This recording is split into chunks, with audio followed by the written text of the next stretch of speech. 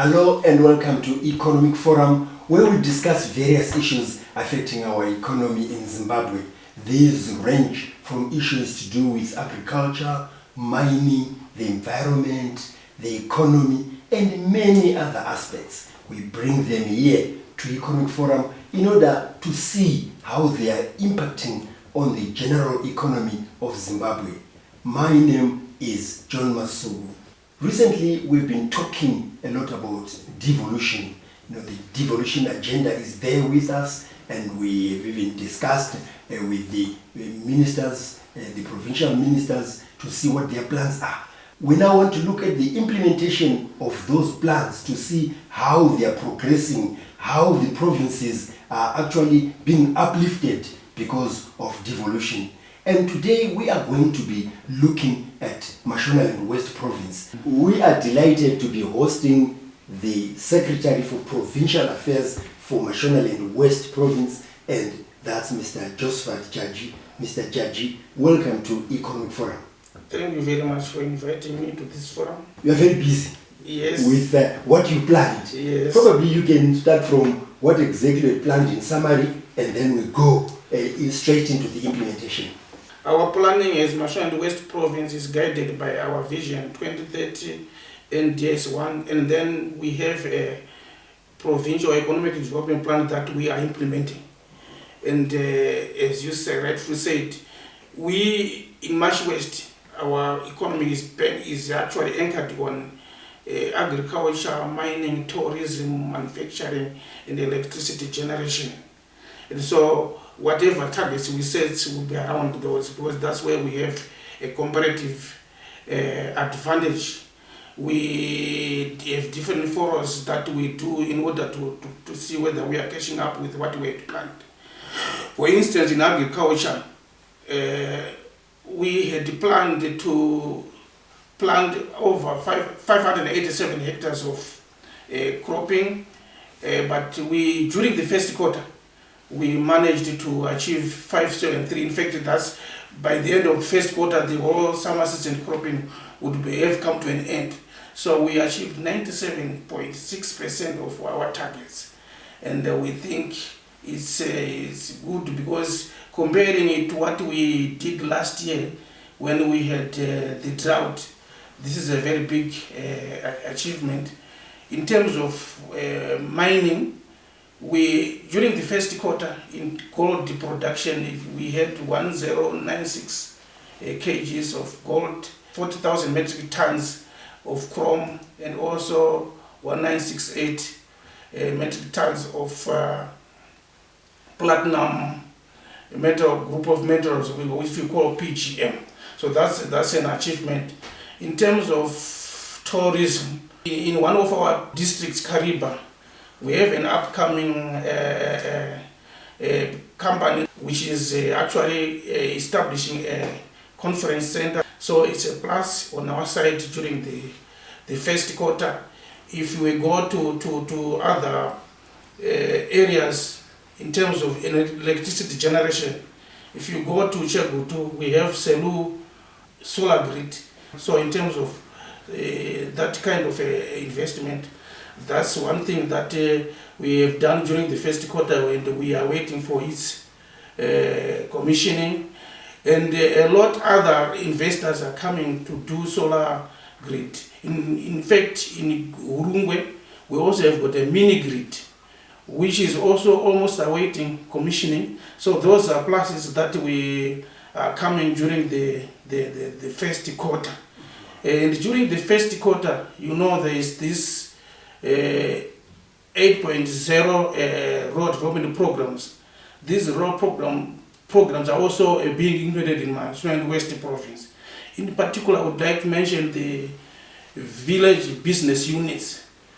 I would like to mention them because they affect the people at the lowest level, and they will change their economic life, way of doing things. And in our province, we now have about 66 village business units that have been established.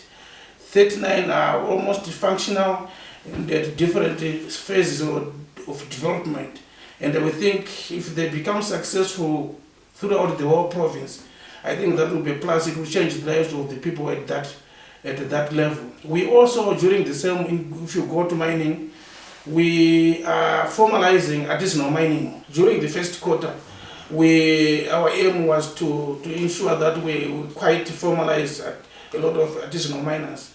And our success was in Chebutu district, where 48 village heads and 408 artisanal miners have been capacitated through our partner. They got mining equipment and expertise from that mine. So we are sure that through that, employment has also been created. One may ask that, what is the difference between all this that you've mentioned, all these developments that you're talking about, with a situation where it's not yet devolution? What are the benefits of devolution in all that you've mentioned? Yeah, in terms of benefits being realized through devolution is that we are hands-on on the ground. Instead of us asking for direction from the center, as soon as we observe an anomaly, we correct it there. Our monitoring mechanism is different from that which is done by head offices. Once every month, provincial heads and parastatals in the province, we sit down and interrogate progress done by each and every MDA parastatal agents. And if there are any anomalies or any areas that need policy intervention, that's when we, using the office of the minister, we can actually assist the MDA to unlock whatever challenges are coming. And also, when we meet as PDC, that's an enlarged group where we have district open coordinators, council chairpersons, mayors, town clerks, and CEOs. We also interrogate, because these are the people on the ground. Whatever we report, if there is any anomaly, they will tell us, you are lying. On the ground, this is what is happening. Talk of any program, there is no program that we do which is not happening under a local authority. So we will know that those are checks and balances for program implementation. Yes. That's Mr. Josephat Jaji. He is the Secretary for Provincial Affairs and Devolution in Mashonaland West, and he is unpacking some of the projects that they've implemented in the first quarter of 2025. So join us in the second segment of Economic Forum as we discuss what's going on in terms of development in Mashonaland West Province.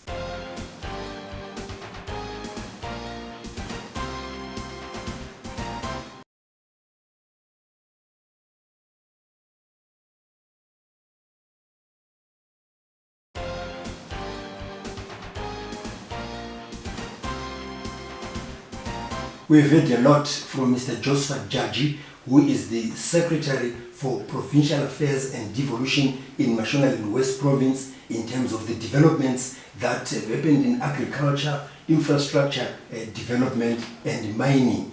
So, in this segment, we're going to start off by discussing the digital divide. Are you accessible digitally in Mashonaland West? Is it one of those areas that as we leave the capital city and we enter into Mashonaland West, there's no communication?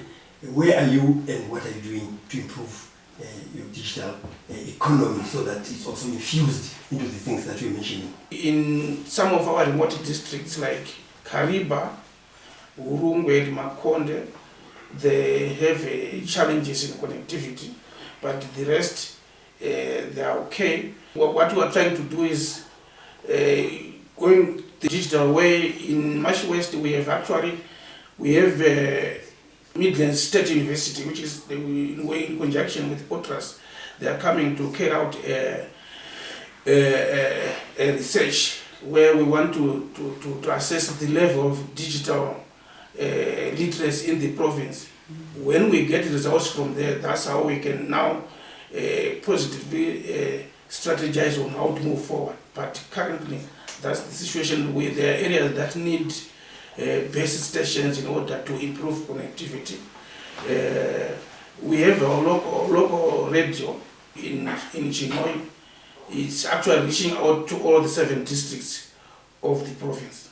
You've spoken about how you want to improve the accessibility or the connectivity in the province, and you've mentioned that you are working with MSU.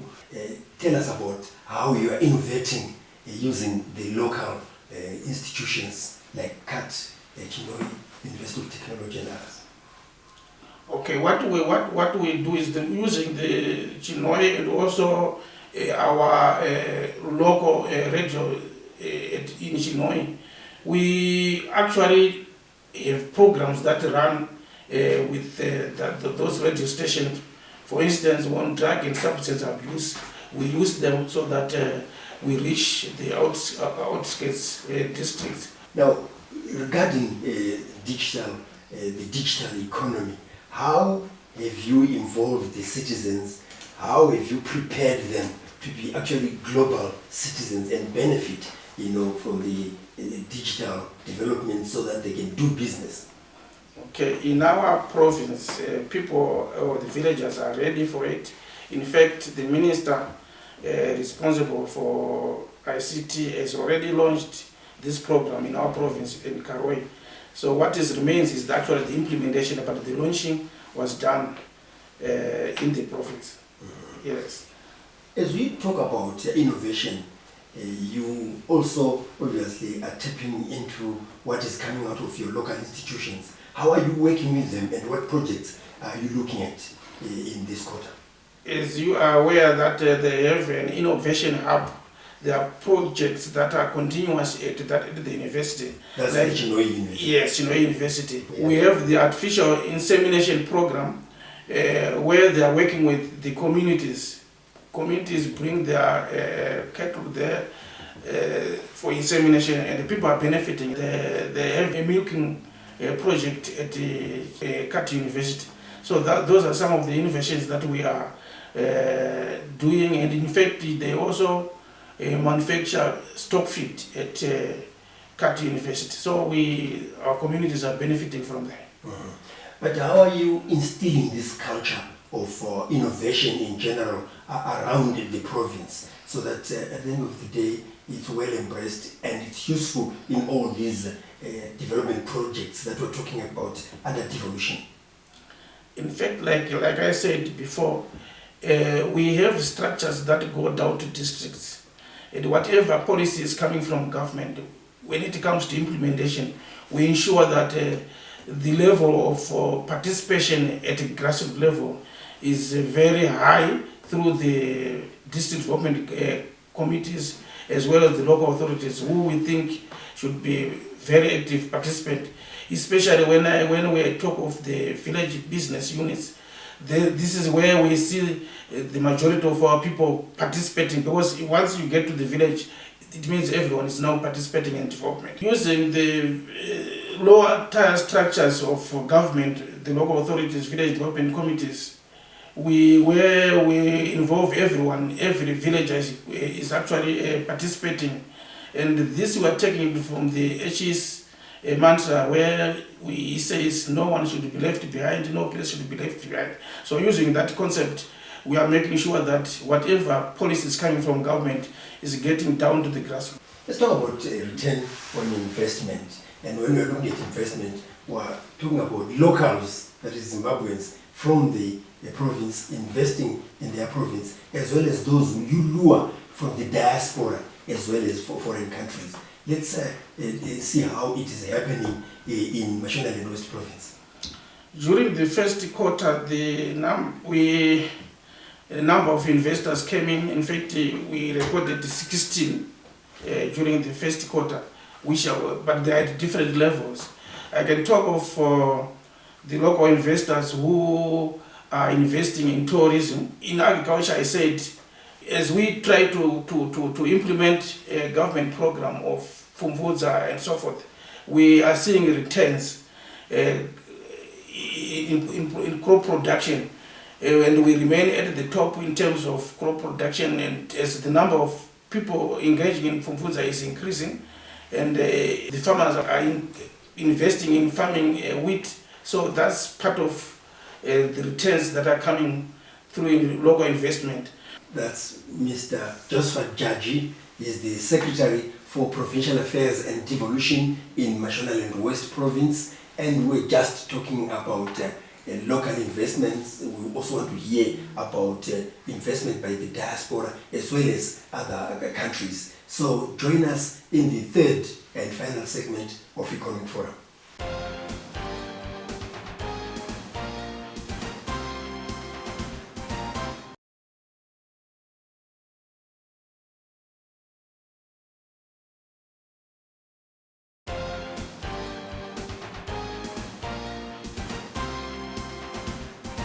As we discuss the devolution agenda, we want to see how much input we get locally in a province and also what comes from other countries. We don't forget about those in the diaspora who have been lured in various ways, starting from His Excellency the President. Whenever he's out of the country, invites Zimbabweans in those countries that he visits in order to tell them about the opportunities. And at one time he sent his ministers to also do the same.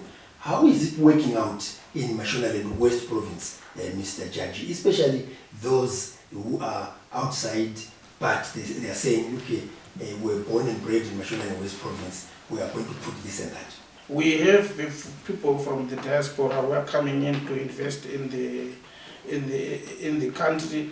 After we have also visited them in the diaspora, like last year we went to United Kingdom and we made a presentation where we're marketing our province, and it paid dividends. Some of them came in to pursue projects in Makonde where they're having some joint ventures in farming activities. And right before the end of this month, we'll be also going to South Africa as a follow-up on the diaspora program, where we are still going to be marketing ourselves. Yes. In a nutshell, what is it? What is the key point that you mentioned to say, come to Mashonaland West Province because of what?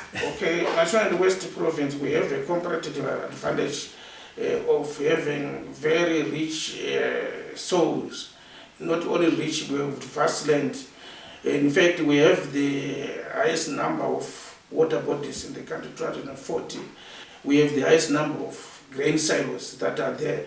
It's because of the strategic position that we enjoy in terms of the land, the climate, and so forth. We have the Gariba dam in terms of tourism.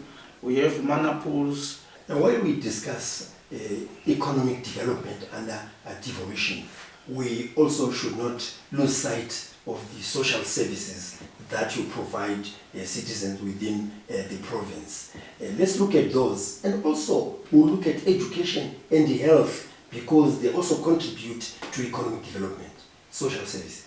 Okay, one thing that we have discovered in our province is that we have a deficit of social infrastructure in the province pertaining to health and education.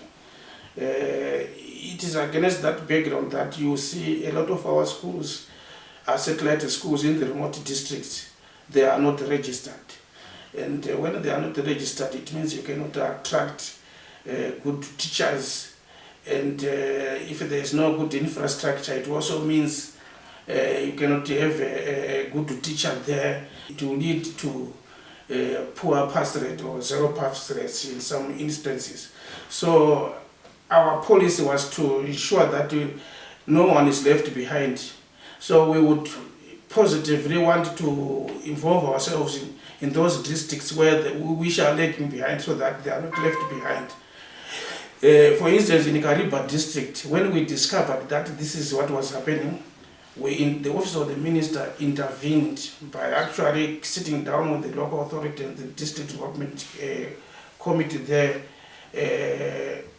working with them together so that we lure development partners to come into the province to improve on infrastructure, and which is happening. We have some developers who are coming up with classroom blocks, administration blocks, and to the extent that we also have initiated or facilitated a program of scholarships for teachers training. We have right at the beginning of the year, during the quarter, we sent 12 students, teachers to Nyadiri College and also Mutare College. The reason being, once a teacher is posted to Kariba, he is there just for a short period. As soon as he gets there, he applies for a transfer. So we took people from that district deliberately, and we sat down with them. They agreed to come back to the district after graduating. And we are very positive that this is going to be a continuous program where every year we are going to be having about 12 or more people being sent to school so that they come back to Kariba district. And this is just an example. It's also happening in other districts, but our target district, to begin with as a province, was Kariba. But all other districts are doing the same in order to ensure that they improve infrastructure. This is in addition to the devolution funds that are coming to districts, and so it's very complementary. And we thank these excellence for the move for unlocking funds through devolution, so that these facilities or infrastructure improve in those areas which we are lagging behind. In terms of health facilities, yes, we also have got clinics or hospitals being constructed or refurbished through devolution funds, and there are also private sector is actually coming up to complement this. In Kadoma, we have 2 state-of-the-art health facilities that are coming in through the private sector, and they have just been commissioned during the first quarter.